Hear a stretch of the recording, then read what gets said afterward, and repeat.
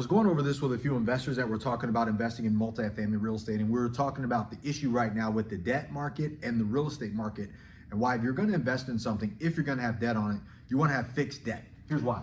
Because let's say this is your debt. This is your debt, and this debt is long-term, 7 to 10 years. Let's say we have 7 to 10 year debt on a multifamily real estate. Now, when you get this property, right, so this is the asset, the value of your asset should continue to go up. It is not going to keep up with your debt, right? So let's say we bought this property. This is year 1, year 2, year 3, year 4, year 5.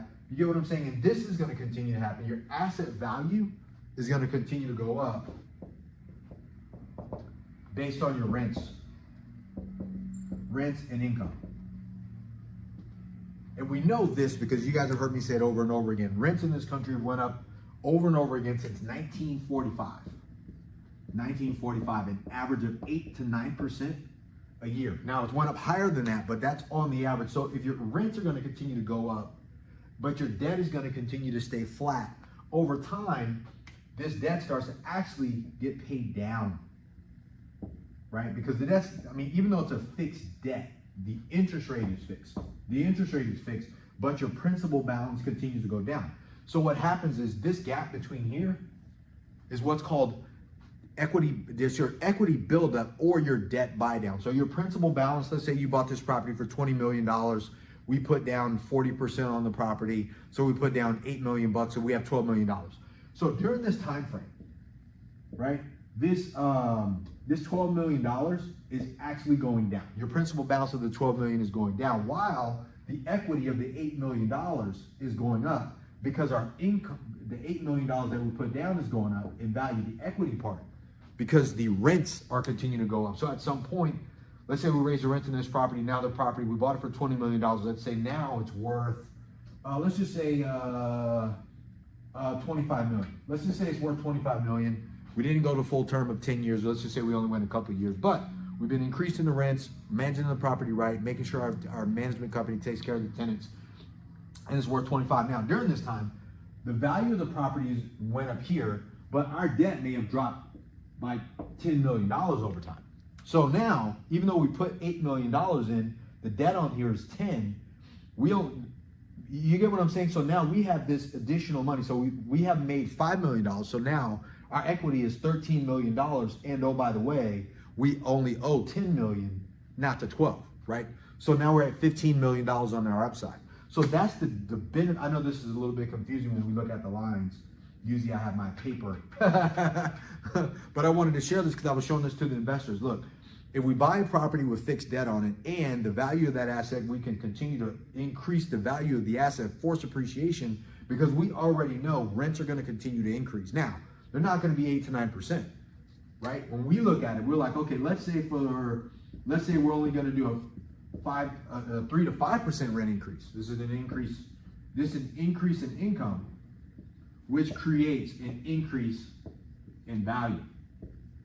That's how we look at a deal. Now, does it need to do that? We underwrite for the worst case scenario. Let's say for 2 years we get no rental increase, and then all of a sudden in year 3 we get a big bang. Are we okay with that?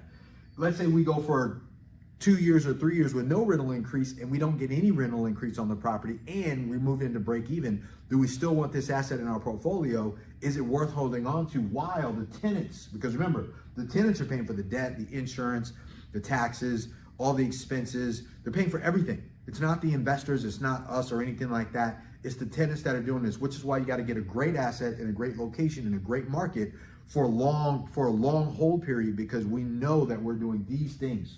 We're increasing our equity position, and we're also buying down the debt. If we don't have interest only, we're probably going to have principal and interest only, or we're going to start off at interest only, and at some point it will kick over. But the goal here is to get, like I said, 7 to 10 year fixed debt. If we get a 7 to 10 year fixed interest only loan, boom, that's a great deal. Some people say not to do that, but if you're going to put down more money, if you're going to put down 40% or 45% on a deal, that is you buying down the principal, and you're buying down the principal and interest on that loan by doing it on the front end instead of doing it spread out over time. It just depends on where you want to do it. So this is valuable for this one thing, and I'm going to get back to this. the whole purpose of this is just kind of showing, look, if you're going to buy an asset, make sure you invest in the right asset in the right location at the right time, knowing that if you have good debt on this asset. Right now, the debt market's not that friendly. Jerome Powell from the Fed did not lower the rates today. So that means the interest rates are staying the same based on what he called the risk of stagflation, meaning that the market is not moving as fast as they would like it to be. The economic may become stationary, but the increase in inflation of value and cost of goods are going to continue to go up. Fancy word for things are going to stay the same, but the values are going to go up and stuff, and nobody's going to be able to afford it.